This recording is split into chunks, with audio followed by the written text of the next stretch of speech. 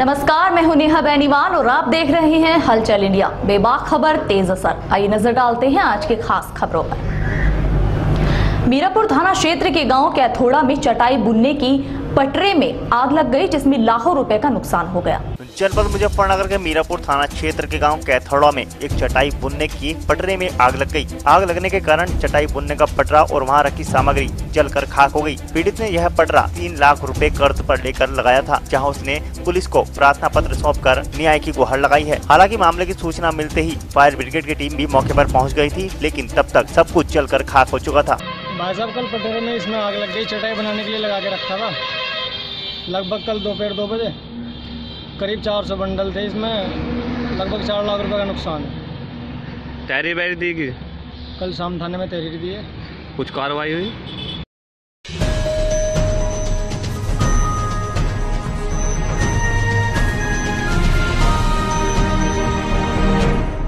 जनपद जालौन के कोच में मतदाताओं को जागरूक करने के लिए संजीव सरस ने दीवारों पर वॉल पेंटिंग बनाई। मतदाताओं को जागरूक करने के लिए अपनी कला के माध्यम से संजीव सरस दीवारों पर वॉल पेंटिंग करने में लगे हुए हैं। बड़ी बड़ी दीवारों पर सुंदर और मन को प्रसन्नित कर देने वाली वॉल पेंटिंग से वह 29 अप्रैल को मतदान करने की अवश्य बात कह रहे हैं। अभी तक वह तहसीलदार आवास एवं ब्रजेश्वरी कॉलोनी के पास 2 स्थानों पर बड़ी बड़ी वॉल पेंटिंग कर चुकी है। जिन 2 जगहों पर उन्होंने वॉल पेंटिंग की है, वह ऐसी जगह है जहां नगर व ग्रामीण क्षेत्र के लोग अधिक संख्या में आते जाते हैं। संजीव सरस के मुताबिक वह करीब आधा दर्जन जगहों पर ऐसी ही मतदाता जागरूकता के लिए वॉल पेंटिंग और करेंगे। नगर में संजीव सरस के इस कार्य की हर जगह प्रशंसा हो रही है। मतदाता जागरूकता के लिए जो है सरस आर्ट ग्रुप काफी कार्य कर रहा है, क्योंकि यहाँ पे जो पटेल साहब DIS जो यहाँ पे प्रभारी बने हैं जागरूकता के लिए, उन्होंने बोला कि सरस यार कुछ समाज सेवा हो जाए, तो दृष्टिकोण से हमने एक पेंटिंग जो तहसीलदार साहब हैं उनकी दीवार के ऊपर बनाई है, एक यहाँ बनाई है और 2-3 जगह पेंटिंग और करने का विचार है। और ये हमारे साथ जो छात्र हैं मेरे, ये लखनऊ आर्ट कॉलेज का है और ये भी आर्ट से रिलेटेड है। ये हमारी हेल्प में है। इसका नाम अनिल कुमार कुशवाहा और ये हिमांशु पटेल नाम से।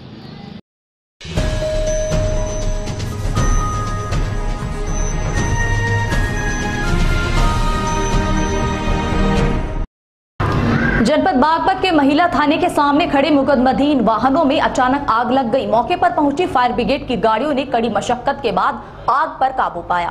बागपत में महिला थाने के बाहर बागपत कोतवाली में मुकदमाधीन खड़े वाहनों में अचानक आग लगने से अफरा तफरी मच गई, जिसकी सूचना पर फायर ब्रिगेड की टीम मौके पर पहुंची और मौके पर पहुंचकर फायर ब्रिगेड की टीम ने कई घंटों की मशक्कत के बाद आग पर काबू पा लिया। लेकिन जब फायर ब्रिगेड पहुंची तब तक कई वाहन पूरी तरह से जल चुके थे। वहीं एक वाहन में रखे पुलिस द्वारा पकड़े गए विद्युत तार भी जलकर राख हो गए। आग किस प्रकार लगी, इसका अभी तक पता नहीं लग पाया है। मामला बागपत के चमरावाला रोड स्थित महिला थाने के बाहर का है, जहाँ कोतवाली पुलिस द्वारा लावारिस एवं मुकदमाधीन वाहन खड़े किए गए थे, जहां अचानक वाहनों में आग लग गई। वाहन धू कर जलने लगे। इसके बाद अफरा तफरी का माहौल बन गया। महिला थाना अध्यक्ष द्वारा इसकी सूचना फायर ब्रिगेड की टीम को दी गई। वहीं मौके पर पुलिस के आला अधिकारी भी पहुंच गए, जहां फायर ब्रिगेड की गाड़ी द्वारा आग पर काबू पाया गया। घटनास्थल पर पहुंचे पुलिस क्षेत्र अधिकारी ने बताया कि महिला पुलिस थाने के बाहर कोतवाली पुलिस द्वारा जब्त किए गए वाहन खड़े किए गए थे, जिनमें से कुछ वाहन मुकदमाधीन है। उन्होंने बताया कि किसी अज्ञात व्यक्ति द्वारा वाहनों पर सिगरेट या जलती बीड़ी फेंक दी गई, जहाँ तेज हवा होने के कारण आग लग गई। बहरहाल पुलिस मामले की जांच में जुट गई है और फायर ब्रिगेड द्वारा आग पर काबू पा लिया गया है।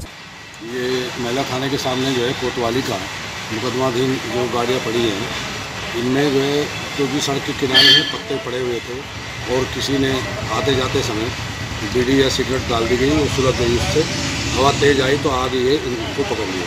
तत्काल सूचना फायर सर्विस को दी गई और फायर सर्विस आकर के आग बुझा दी गई है। कितने वाहन जल गए हैं? 2 वाहन थे सामने ही, उनका आधा पोर्शन जला है।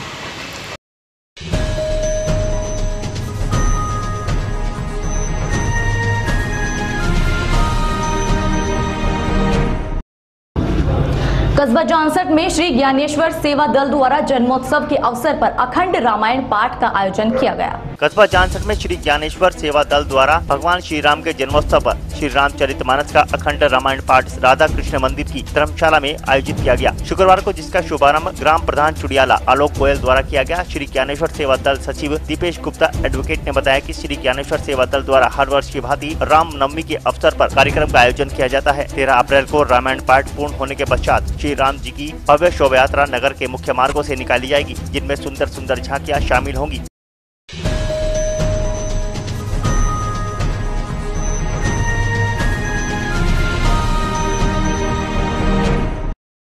मेरठ के बहसुमा थाना क्षेत्र के कस्बा रामराज स्थित एक किराना स्टोर में अज्ञात कारणों के चलते भीषण आग लग गई, जिसमें दुकान में रखा सामान जलकर राख हो गया। जनपद मेरठ के बहसुमा थाना क्षेत्र के कस्बा रामराज में एक किराना स्टोर में भीषण आग लग गई। मामला मायानगर स्थित एक दुकान का है, जिसमें दुकान मालिक रविंद्र चौहान ने दुकान किराए पर लेकर किराने की दुकान खोल रखी थी, जिसमें रात्रि में अचानक आग लग जाने से लाखों रुपए का सामान जलकर राख हो गया। दुकान स्वामी रविंद्र चौहान ने बताया कि वह रात्रि में 9:30 बजे दुकान बंद कर अपने घर चला गया था। जब वह सुबह 5 बजे अपने दुकान खोलने के लिए पहुंचा तो उसने देखा कि दुकान के अंदर से धुआं निकल रहा है और लेंटर व दीवारों में दरार आ चुकी है। जैसे ही रविंद्र चौहान ने अपनी दुकान का शटर उठाया तो वह दंग रह गया। उसने देखा कि दुकान का सारा सामान जल चुका था और 1 से 1.5 लाख के करीब सामान जलकर राख हो गया था। रविंद्र चौहान ने बताया कि वह दुकान ठीक प्रकार से बंद करके गया था। रात्रि में किसी ने दुकान के अंदर आग लगा दी, जिसको लेकर रविंद्र चौहान ने थाने में अज्ञात के खिलाफ तहरीर देकर कार्रवाई की मांग की है। भाई यह है, शाम को दुकान बढ़ाकर चले गए। अच्छा। बढ़ाने के बाद में जो मैं तो घर पे लेटा हुआ था, एक यहाँ से गया। अच्छा। उसने जो बताया कि भाई तेरी दुकान में आ गया। उसके बाद आने के बाद में जो हमने देखा कि भाई धुआं निकल रहा साइड से, और फिर हमने जो नहीं खुला उला नहीं था, ताला उला सब लग रहा था।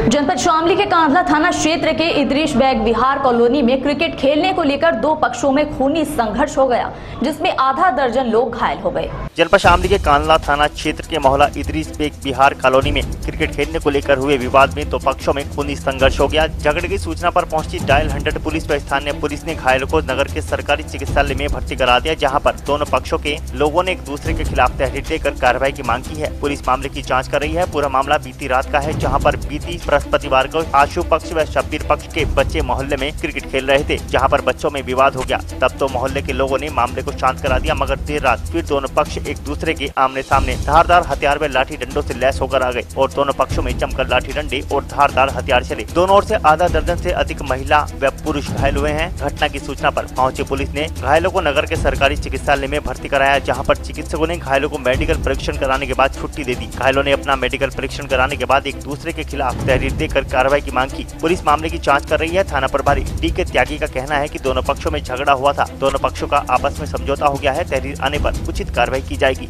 हमें 100 नंबर पर सूचना मिली थी, कंट्रोल से फोन आया था कि ऐसे वहाँ पर झगड़ा हुआ है। वहाँ पर मौके पे पहुंचे तो ये 4-5 लोग घायल थे, उनको अस्पताल भिजवाया। अच्छा, झगड़े का कारण बताया जा रहा है कि क्रिकेट के ऊपर विवाद भी था, और ये लोग बता रहे कि जो है बोर्ड के ऊपर। कितना? लगभग 5 लोग हैं।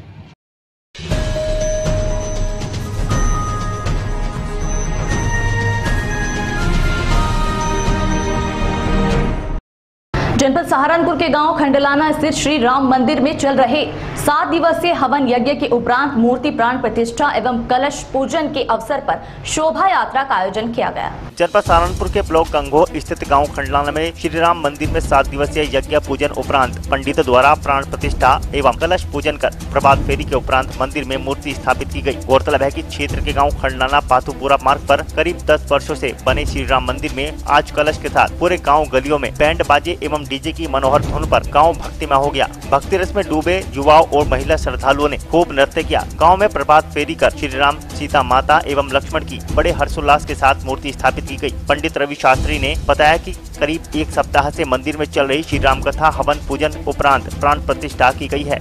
ये पांतुपुरा रोड खंडलाना गाँव में मूर्ति की प्राण प्रतिष्ठा पालेराम भगत जी के द्वारा, इन्हीं के कर कमलों द्वारा इस मूर्ति की स्थापना होने।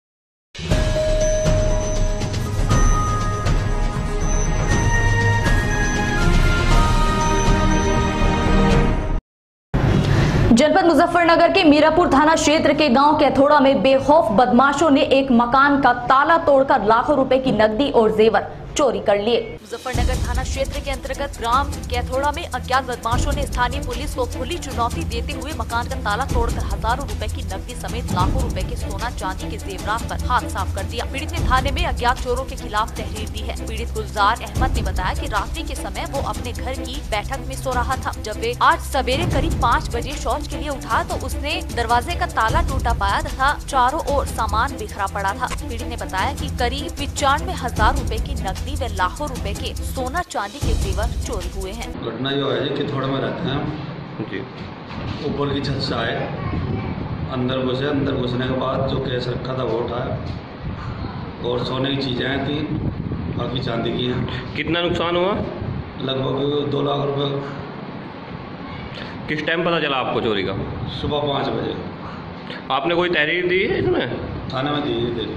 कुछ कार्रवाई हुई है? अभी कोई कार्रवाई नहीं।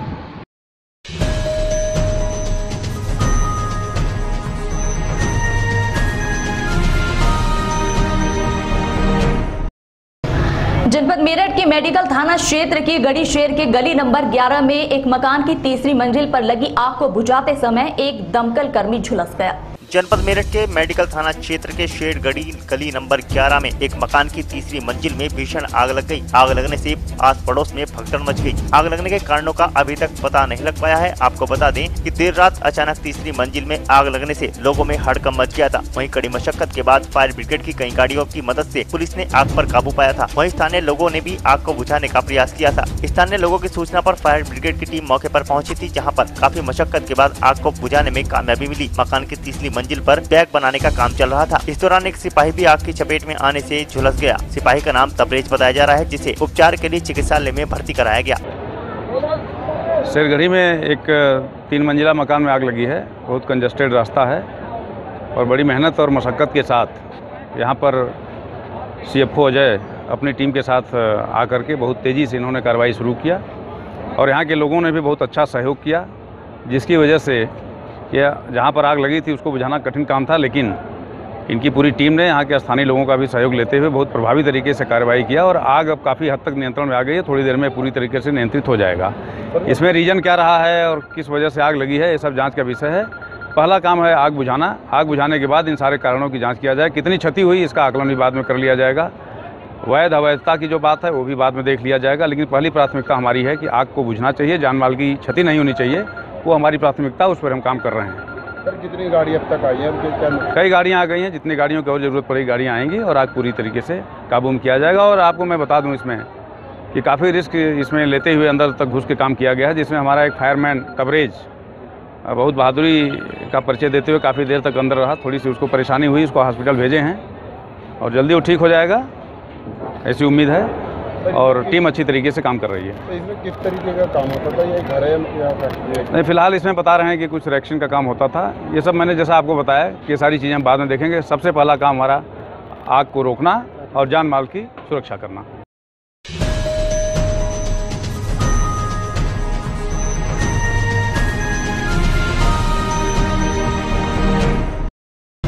देहरादून के सेलेको स्थित तेलपुरा में संत निरंकारी समागम का आयोजन किया गया, जिसमें भारी संख्या में अनुयायियों ने हिस्सा लिया।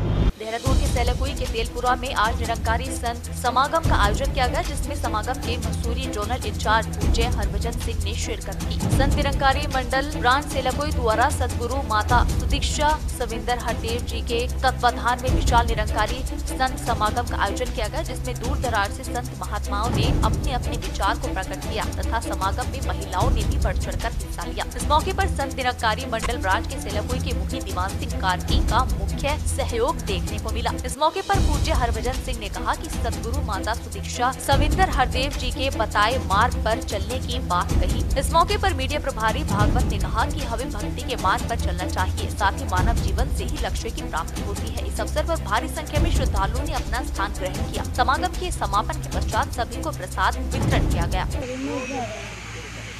संत निरंकारी मिशन कोई धर्म या संप्रदाय नहीं है, ये आध्यात्मिक विचारधारा है।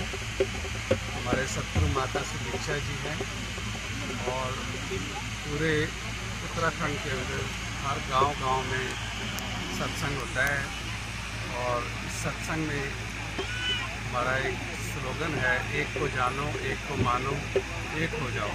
निरंकारी संत समागम दिलों को दिल से जोड़ने वाला होता है। निरंकारी संत समागम एक मानवीय गुणों से सजाने वाला ये समागम होता है, जिस प्रभु परमपिता परमात्मा को हर इंसान जगह जगह ढूंढ रहा है, ऐसे परमात्मा का दर्शन करा करके जीवन जीने की कला, आर्ट ऑफ लिविंग, नौजवानों के लिए आज का युवा जिसकी दिशा और दशा दोनों बदल चुकी है।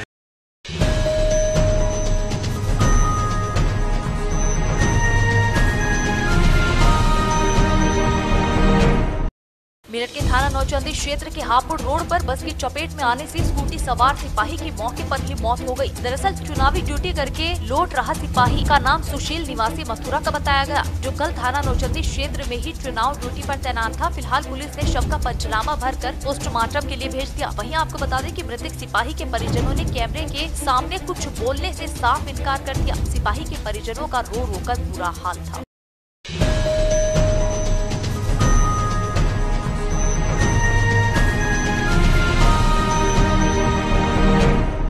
जनपद मुजफ्फरनगर के तितावी थाना क्षेत्र में सड़क दुर्घटना में एक युवक की मौत हो गई। दरअसल लिसाड़ निवासी न्यूरू मोटरसाइकिल से मुजफ्फरनगर की ओर आ रहा था। जब वह तितावी थाना से आगे पहुंचा तो उसकी बाइक अनियंत्रित हो गई और सामने से आ रही बस में जा भिड़ी, जिसमें युवक की मौके पर ही मौत हो गई। वहीं पुलिस ने युवक के शव को पोस्टमार्टम के लिए भेज दिया।